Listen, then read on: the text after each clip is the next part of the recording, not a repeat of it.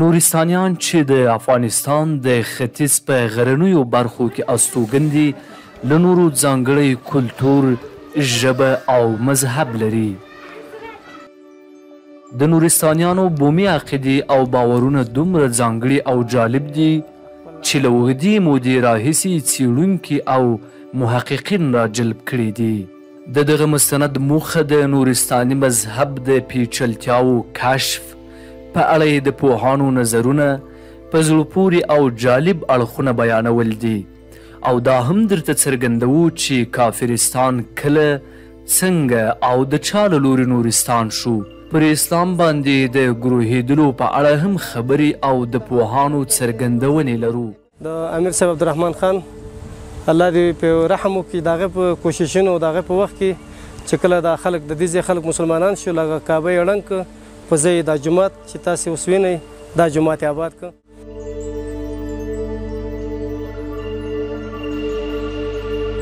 تر اخیره له موږ سره اوسئ چې د نورستان د ښکلیو غرونو له منځه درته دغه جالبه او زړه راښکونکې موضوع روښانه کړو.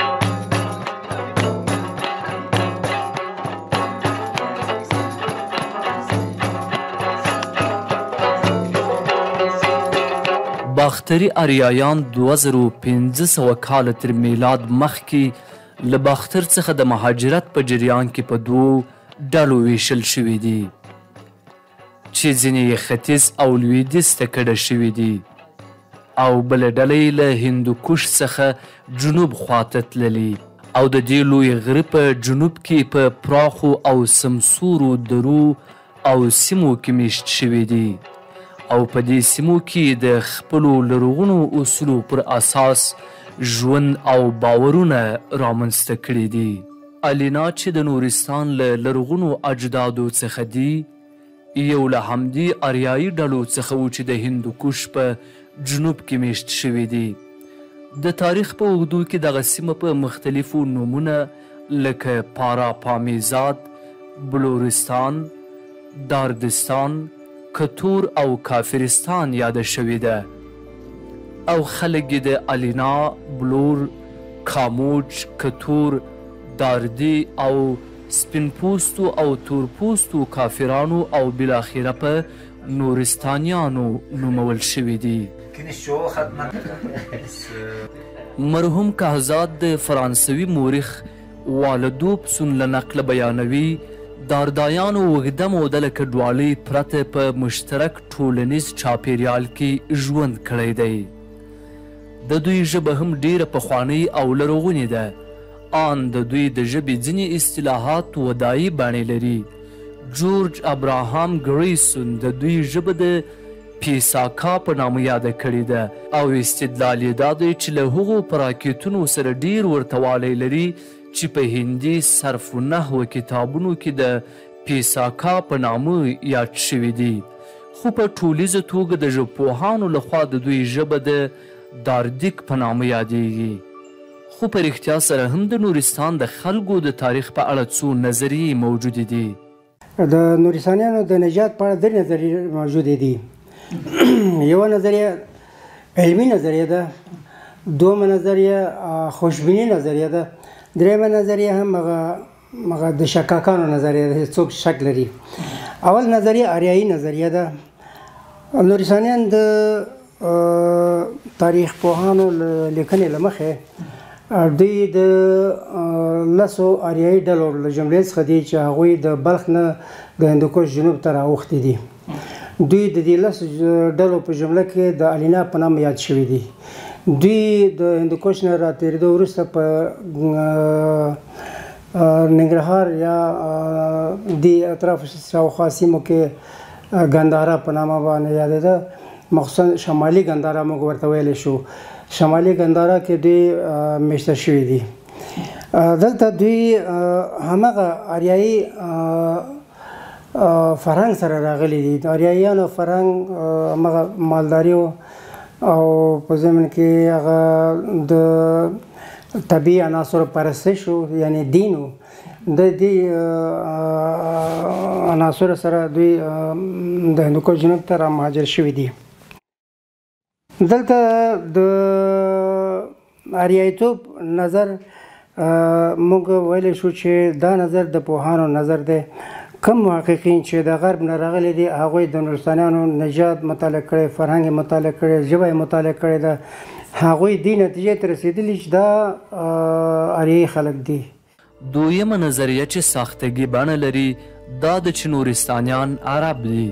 کله چې امیر عبدالرحمن خان نورستانیان مسلمان کړل د هغوی یوه ډله ماشومان یې مرکز ته د دیني زده کړو لپاره یوړل. د دې لپاره چې په نورستان کې د اسلام خپرېدل اسانه شي ورته وویل شول چې تاسو عرب یاست او نور هغه نورستانیان چې کابل ته یې راغوښتي وو هغوی ته یې هم وویل چې تاسو عرب او بیا په عربو کې قریش یئ. د دغو خلکو په وسیله یې دا نظریه نورستان ته ولېږدوله. د پارون خلکو دا عقیده وه چې موږ د عربستان نه راغلي یو. دوی یو اسطوره موجوده دوی سره. هغه اسطوره دا وایي چې کله چې د پارون خلک د عربستان را روان شوي د عربستان یوه موټې خاورې ځان سره اخیستې ده، دوی به چې هر چېرته رسېدل دوی به دغه خپله ځان سره چې دا خاوره وه هغه به د منطقې خاورې سره تلله. هر وخت چې دا برابر راغی نو دا به دوی فکر کوي دا زموږ وطن د اصلي. نو دوی راغلي خو خلاصه پارون ته رسېدلي د خاوره چې دواړه اندازه کړي برابر ختلي دي او پارون کې ځای په ځای شوي دي. همدا علت و چې دوی وایي چې په پارون کې ډېر پخوا اسلام نه مخکې ډېره لوی معبد و. 3 منزله یې لره خو ډېر بوتان پکې وو. د نورستان هر خوا نه به دلته راتلل قرباني به یې کوو. خو دوی ویل چې ګویا هغه خاوره هم دا خاوره سره مذهبي ده لهذا موږ قریش هغه ځای نه راغلي یو خاوره برابر وخته. دا بله مفکوره ده. دوی دا خوشبیني مفکوره ده. درېیم هم هغه څوک چې شک لري دغه مفکوره ده چې دوی وایي چې نورستانیان دغه د یونانیان دي.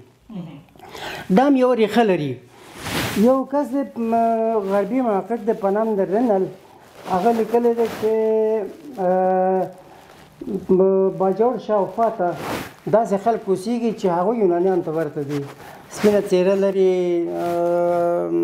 جشنونه لري، شراب څښي، په میزه چوکۍ باندې کښېني، مختلف جشنونه لري. نو دا خلک یونانیان دي. د دې سړي لیکنه بیا ابوالفضل او سوجنرا هندي محققین دي هغو رااخیستې ده. ابوالفضل بیا د هغې په نتیجه کې دې نتیجې ته رسېدلی چې نه دا خلک یوسفزئی دي. اما بل محقق چې سوجنرا په نامه یادېږي هغه وایي چې نه دا یونانیان دي. ځکه وایي چېرې سپینه ده او شراب څښي او اتڼ کوي، سپورټ لري. دا ټول مسایل دې ته دا ښایي چې دوی یونانیان دي.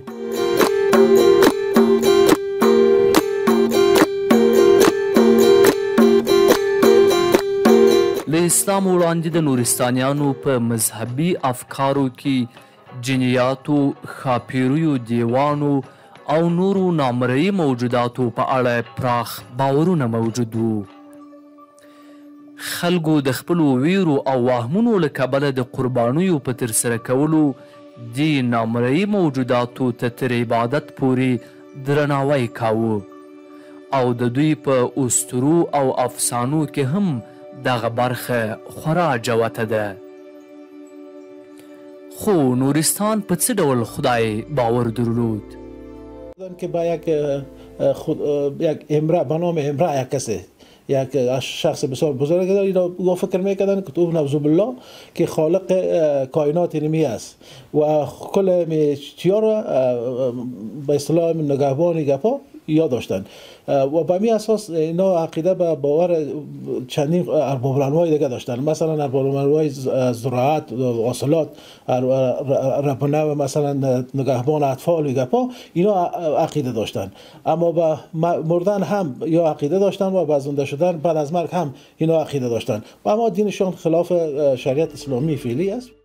د نورستانیانو مذهبي قواعد په اوله کې دوی برخې لرلې. یوه برخه یې د طبیعي عناصر لمانځنه وه، دویمه برخه یې بیا د خپلو نومیالیو نیکونو د ارواحو لمانځنه او عبادت و. تر هغې وروسته درېیمه برخه هم پکې زیاتیږي. دا برخه د دوی په مذهب کې هغه وخت زیاتیږي چې د نورستان وګړي له شاوخوا وګړو سره اړیکې پیدا کوي. په دې برخه کې دوی پیریانو ته اعتقاد پیدا کوي او له رب الانواع او ارواو وروسته دوی پیریانو ته هم معتقد کیږي. خو اصلي خبره دا ده چې دوی خپلې اصلي عقیدې ته چې د ارباب الانواع لمانځل دي باورمند پاتې کیږي.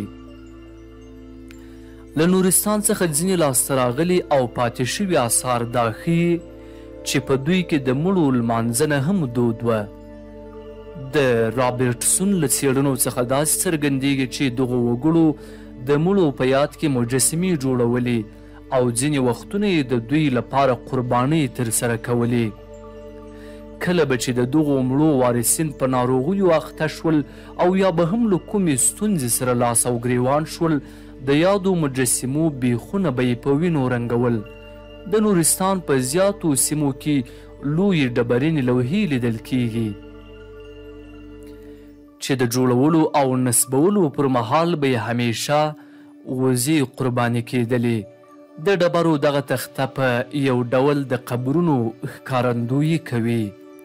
هغوی د مارنما په نامه مشهور اختر د خپلو مشهورو مړیو په ویاړ لمانځه او د دبان په نامه د اختر دوې اخیري ورځې هم مړیو او د دوی مړیو شویو اتلانو په یاد کې په نڅاو، میلمستیاو او سندرو لمانځل کېدل.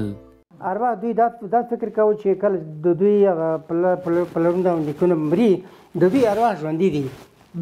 دوی ته همیشه راځي، کور ته راځي، د دوی خیراتونو کې اشتراک کوي، همیشه دوی سره کومک کوي. نو کله چې دوی یو خیرات کوي یا یو مراسم لري، همیشه خپلو نیکونو ته یا ارواحو ته دعوت ورکوي چې دوی راشي. دوی هغه عموما په لوی خیراتونو کې خپلو نیکونو ارواحو نه دعا کوي او ارواحو ته خواست کوي چې دوی سره کومک وکړي، دوی ته مال ورکړي، دوی ته روغتیا ورکړي. دغه خواستونه یې ورنه کول.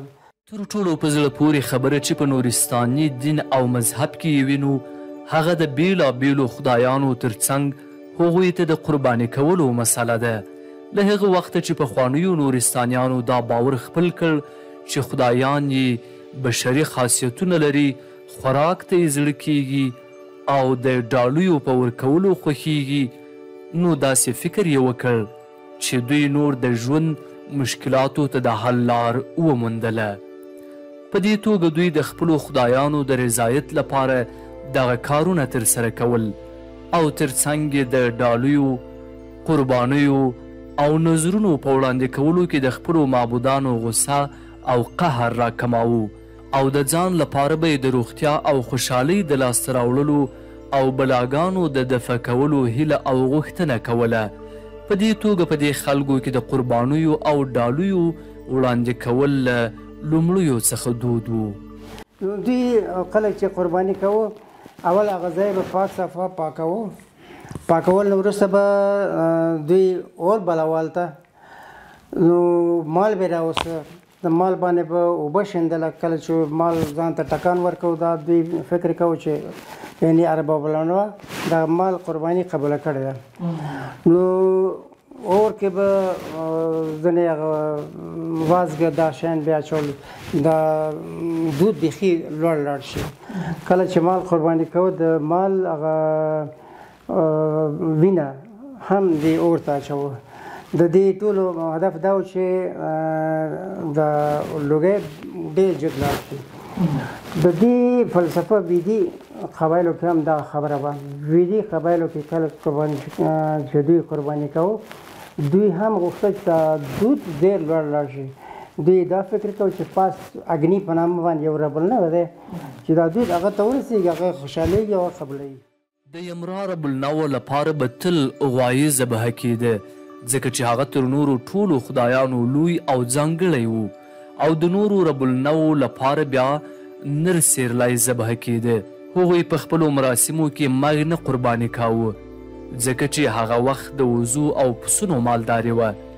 هر کله به چې چا د دا ډول یوې قربانۍ تابیا نیوله، نو له کلي څخه د باندې یو ځانګړی ځای به و، هلته به یې خپله قرباني ترسره کوله.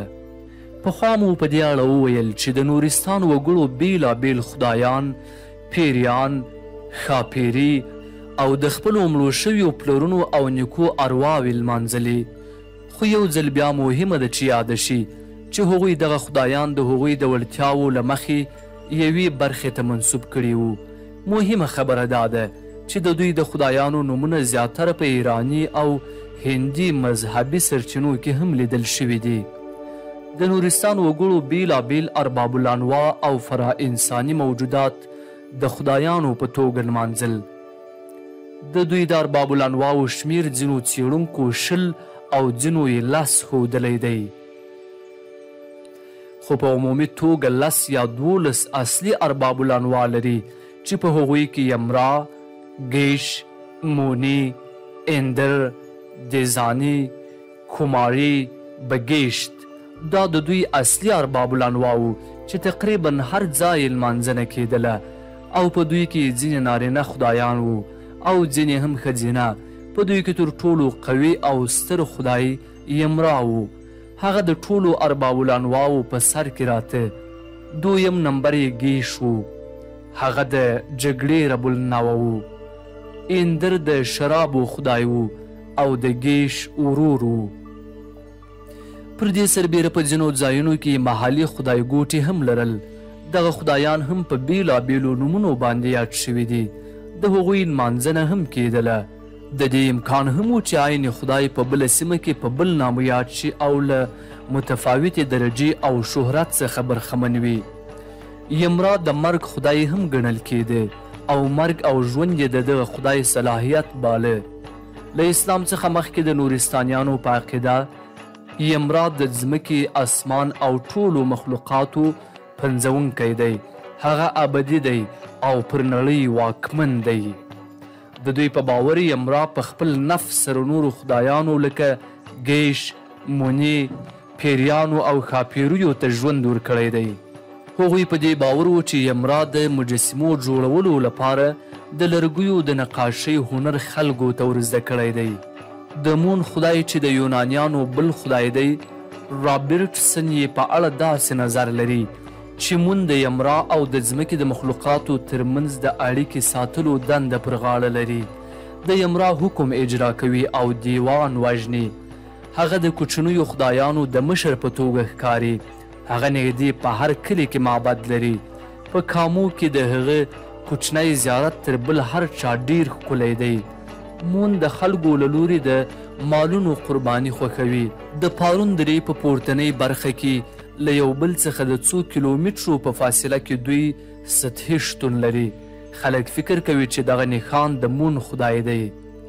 د دیوګرام په کلي کې یو نسبتا لویه توره ډبره وه. د ځینو افسانو له مخې دغه ډبره یې هم د دغه خدای نښان او کرامت باله. دغه افسانه په دې ډول ده چې یو وخت د نامعلوم دلیل له مخې مون په دوزخ کې پروت و. یو باز دې ته حاضر شو چې نوموړی ځمکې ته راوړي، خو مون د یو باز د لوري د داسې یو ستر کار په اړه شک درلود. په هر حال باز مون پر خپل وزر باندې کیناو او پر خپل بل وزر یې لویه ډبره کېښوده چې توازن او انډول یې برابر وي. عقاب له لوړ پرواز وروسته بالاخره مون په دیوګرام کې ښکته کړ او دغه ډبره هم ترې دلته پاتې شوې ده. په کامدیش او برګمټال کې مون ته زیات درناوی کېده او په ویاړ نڅا ترسره کېده. تر هغه وروسته د نورستانیانو بل سپېڅلی خدای ګیش و چې په ځانګړې توګه د باشکل درې اوسیدونکو ورته زیات عقیدت درلود. ویل کېږي چې هغه له خپلې مور څخه نه بلکې د یمرا له روح څخه پیدا شوی او په دې نړۍ کې د یو پیاوړي او زړور انسان په توګه ژوند کړی دی.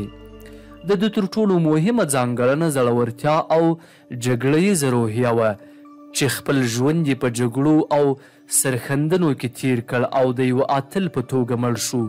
د ځینو کلیو اوسیدونکي لکه د کامدیش اوسیدونکي په دې ویاړېدل چې ګیش ته یې د دعا کولو لپاره معبد لاره. هر کال باید د هغه لپاره ګڼې وزې او غواوې قرباني شوې وای. په هرو مراسمو کې 12 قربانۍ ترسره کېدې او له وینو ډکې څمڅې د معبد دروازې باندې خالي کېدلې.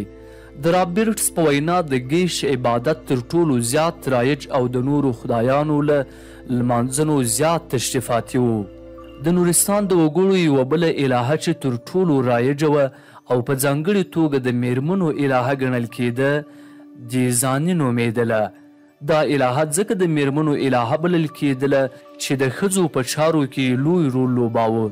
دغه الهه پخپله هم ښځه وه او د هغې دنده د بزګرانو، غلجاتو او ماشومانو ساتنه وه. دغه راز د وضو د پیدایښت او د لبنیاتو د تولید چارې هم په پام کې نیولې. له همدې کبله دې الهې ته په ترسره کېدونکو قربانیو او نذرونو کې کرنیز او مالداري تولیدات لکه غنم، کوچ، شیدې او وزې وړاندې کېدلې. د باشکل په کاټي کې 2 د دیزاني معبدونه وو. د رابرټسن په وینا د دیزاني معبد له نورو معبدونو سره ګډ و، خو په کامدیش کې د دیزاني لپاره ځانګړی او ښکلی کوچنی معبد رغول شوی و.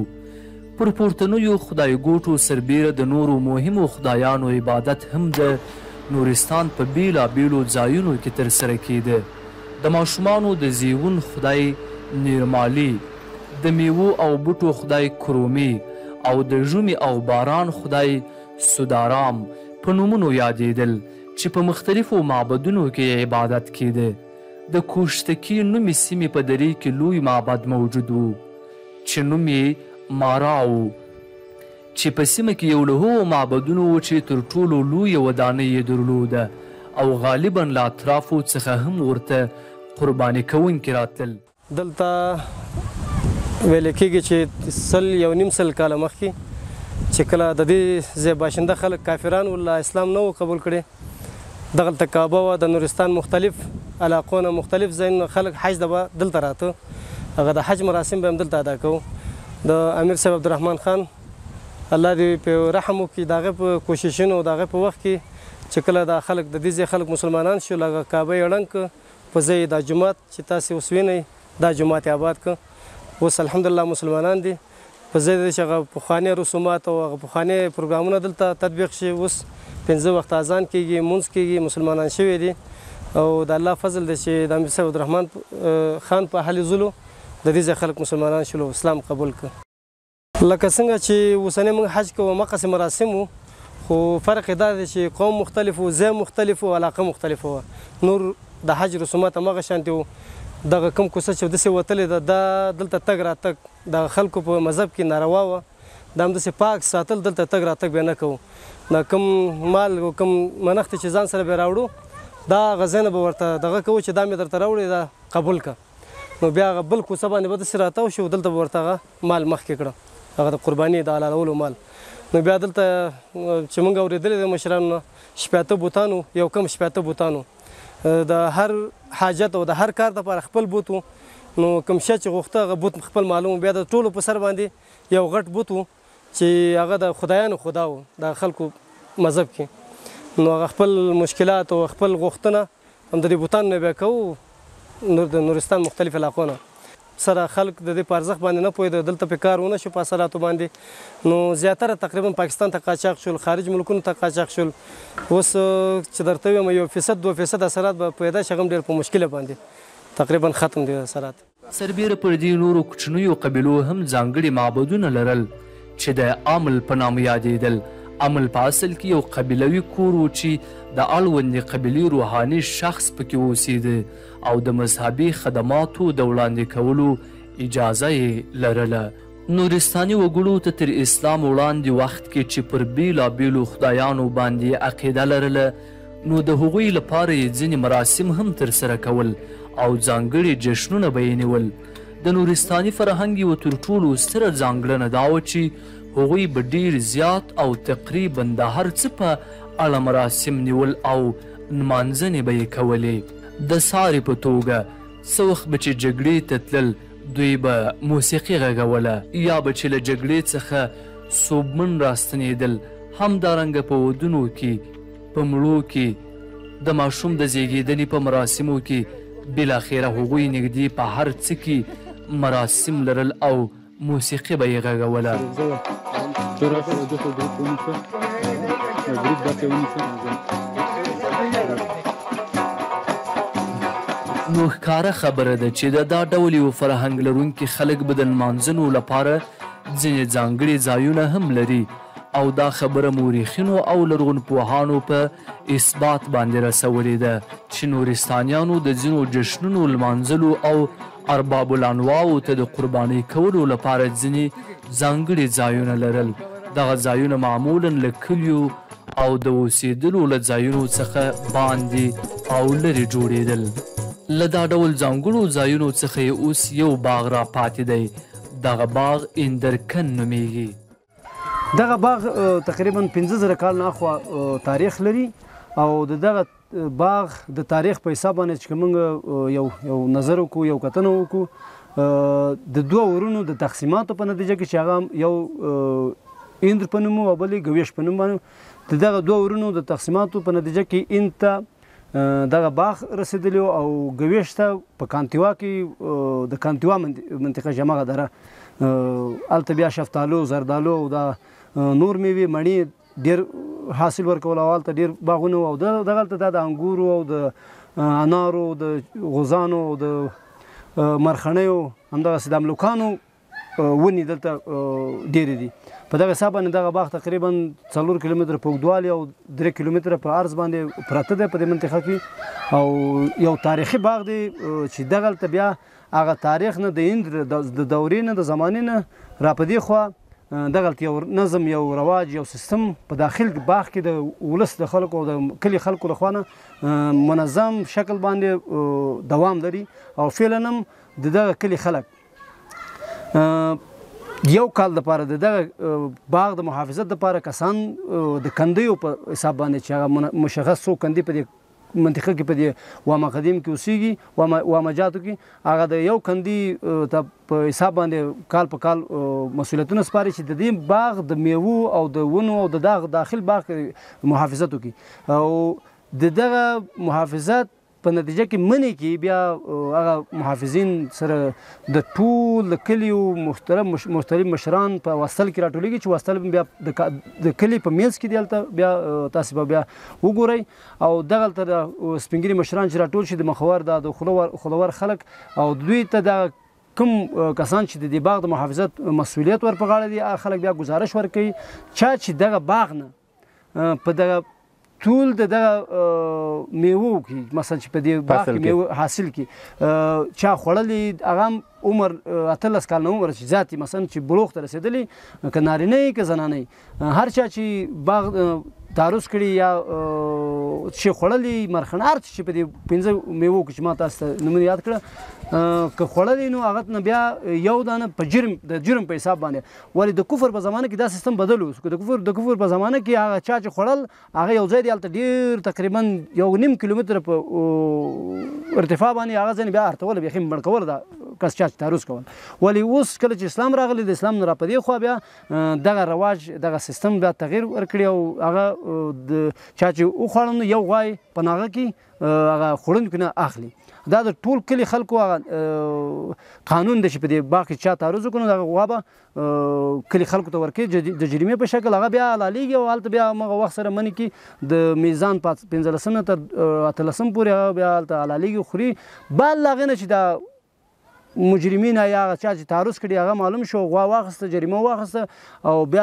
ټول په اتفاق باندې یو ورځ د انګورو دپاره بیا نور هغه نه شروع کېږي تر مرخڼۍ او غوزان او انار دا ټول په شروع کې اول انګور ناغمات کېږي او ټول د دې منطقې خلک دغه 9 کلي وامجات چې دي د دغه خلکو مشران سپین ږیري ځوانان هلکان جنې ټول په دغه ورځ باندې ځانونه جوړوي سینګار کوي قسمه قسم لباس اغوندي ځکه چې د دې کلي خلکو یو ورځ دا داسې یو جشن دی چې 15 ورځ پورې دوام کوي. تر هر څه وړاندې چې موږ د نورستان د مسلمانېدلو په اړه بحث کوو دا پوښتنه ذهن ته راځي چې ولې هغوی د افغانستان او سیمې د نورو وګړو په پرتله باندې تر ډیره پورې خپل عقاید وساتل او خپل دین یې بدل کړ. دوی داسې کومه وړتیا او یا ځانګړنه لرله چې تر ډیره خپل دین او فرهنګ وساتل شول؟ آیا هیڅ کوم یو اسلامي واکمن دا هڅه نه وکړي چې هغوی اسلام ته راواړوي؟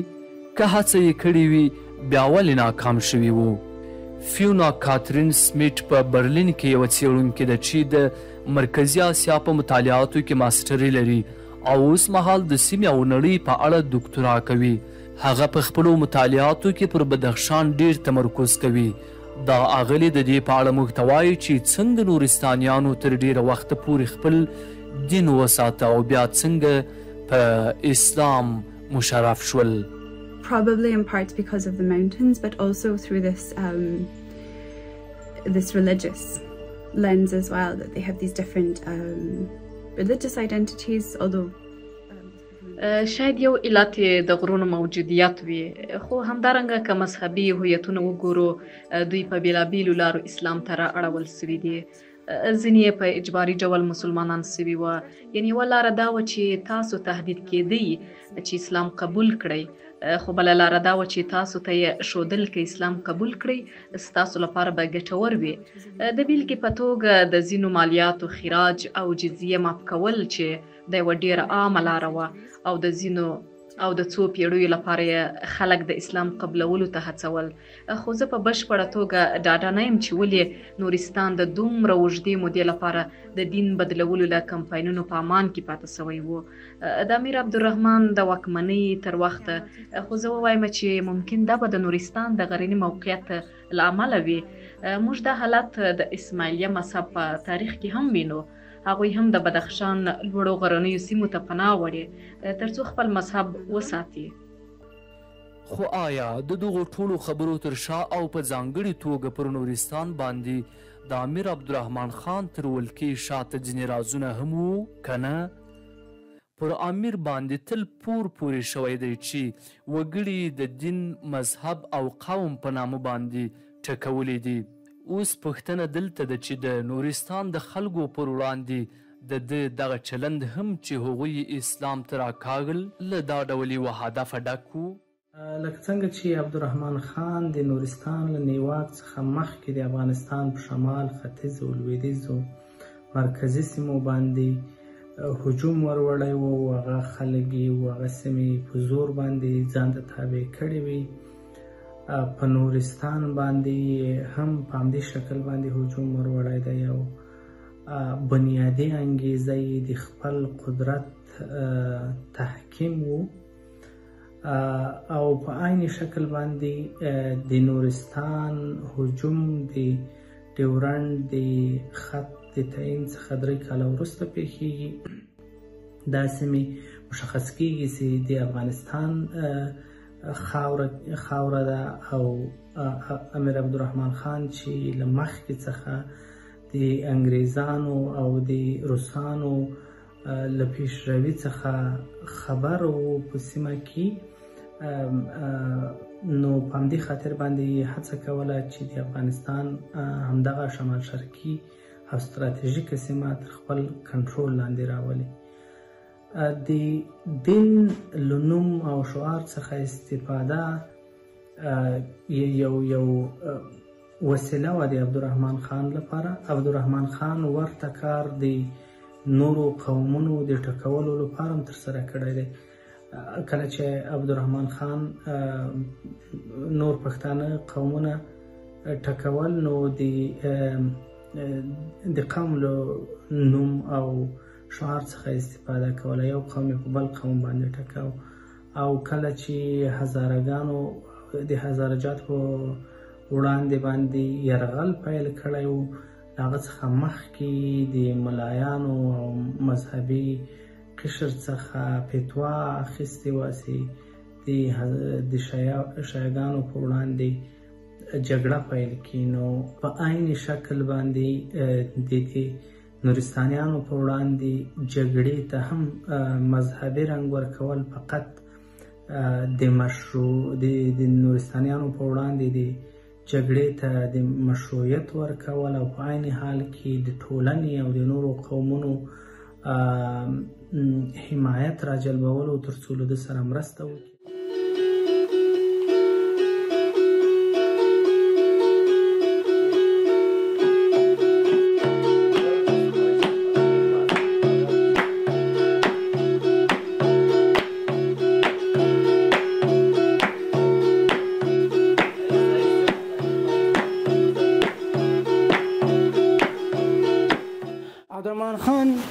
چې پوه شو چې روسان هم غواړي دې منطقې ته لار پیدا کړي، دا سراج الاخبار کې ذکر دی، او انګریزان هم غواړي چې دغه منطقه ونیسي. عبدالرحمن خان منډه کوو د زر دغه منطقه ونیوه. عبدالرحمن خان اول کې مخکې دې نه چې حمله وکړي، نورستانیانو ډېر مشران راغوښتل مرکز ته، دوی ته سوغاتونه ورکول، بخښیانې ورکولې. دوی غوښتل چې بې له جنګه دا منطقه ونیسي. د دې عبدالرحمن خان د کار مقابل کې انګریزانو هم نورستانیانو غوښتل هغو ته سوغاتونه ورکول، هغوی تحریکول د امیر په ضد باندې. عبدالرحمن خان پوه شو چې انګریزان دلته مداخله کوي، نو د کوم نورستانیان چې دلته راغلي هغو سره مشوره وکړه چې څه وکړو. هغه وویل چې جمع کې که چېرې ته عملیات دې وکړه ښه او که اوړي کې نه کېږي، ځکه هره خوا ته لارې خلاصې بیا نه شي کوی. نو عبدالرحمن خان په مني کې آمادګي ونیول او په ژمي کې کار شروع کړ. 6 میاشتو کې نورستان ونیوه. انګریزان په یو بهانه او بله بهانه په دې لټه کې و چې نورستان یې په ولکه کې راشي او د دغه هدف د ترلاسه کولو لپاره هیڅکله هم غلي نه کېناستل. وخت وخت نورستان ته خپل استازي لیږل. د لوکهارټ په نامه یو استازی هغوی نورستان ته ولیږه چې هلته حاکم حالت او په غرونو کې تېرې شوې لارې څرګندې کړي. کله چې امیر عبدالرحمن خان ته دا خبر ورسید، د هغه پر ضد یې په عمل لاس پورې کړ، خو له دې وړاندې چې هغه یو څه ترسره کړي انګریز استازی تښتېدلی و. پر نورستان تر برید وړاندې امیر عبدالرحمن خان د نورستان مشران ځان ته راوغوښتل. هغوی ته یې ډالۍ ورکولې، نازولې او غوښتل یې چې پرته له جګړې څخه پر نورستان مسلط شي. انګریزانو او روسانو هم دا کار کاوه او د امیر پر ضد باندې هغوی ته په ډالیو ورکولو سره تحریک او خوځښت ته هڅول. امیر عبدالرحمن خان د دې هر څه په اړه باندې اندېښمن و. هغه د خپلې دغې اندېښنې د لرې کولو لپاره له هغو نورستانیانو سره مشوره وکړه چې ده به مرکز ته راوښتل او سوغاتونه به یې ورکول. هغوی په پرېکنده ډول امیر ته وویل که چیرته په ژمي کې لاس په کار شوی او نورستان مو ونیو نو ښه تر ښه، که نه نو بیا ترې لاس ومینځئ. امیر هم لاس په کار شو. د 1895 میلادي کال په مني کې تیاري پیل کړه او په ژمي کې یې برید وکړ. په 6 میاشتو کې د افغانستان د لوري نورستان په بشپړه توګه د امیر لاس ته ولوېد. په دې سره نو یو بل آریایي دین د اسلام پر وړاندې مات شو او د هغه ځلانده لمر له زوال سره مخ شو.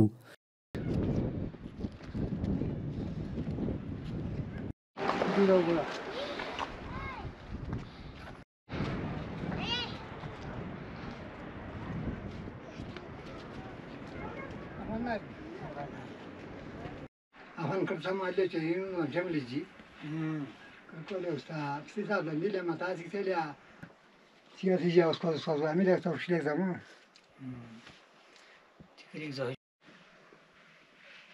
افغان مراسم پنچیږي کله یا کوفري مراسم سپلستو ښه خبره د چې په خو تا خپل ولیدو دا بخاري چې کوم ځای خودل شوی دی دا نغری دی لاندې زمکه کې او دغه ځای نه دا لړګی اوس خو بخاري کې اچو په خوا دا بخاري په ځای دا نغری کې اچول هغه لوی کېدل لوی دپاره ته پاسه تا ولیدو دا کڼکۍ کې خطه او کور کې دومره د لوګۍ مشکلات نه جوړېده نه منځ کې خدا دا نغری دلته ځکه جوړ کړی دا کڼکۍ ځکه رایستلی دی چې دا خپل لوګۍ د کور مشکل د کور ضرر نه دفاع شي او پاس وخیږي او کور سلامت پاتې کېږي. دومره نه لوګۍ د سامان لوی وهل کېږي، نه جامې لوی وهل کېږي، نه کوم انسان چې ناست دی هغه ته مشکل نه رسېږي. دې دپاره دا کڼکۍ جوړ شوي دی، خلاص شوي. دا سیستم فکر کوم دا یو 40 کاله مخکې دا سیستمونه پوره وو، هغه نه رادي خوا منځته تللی.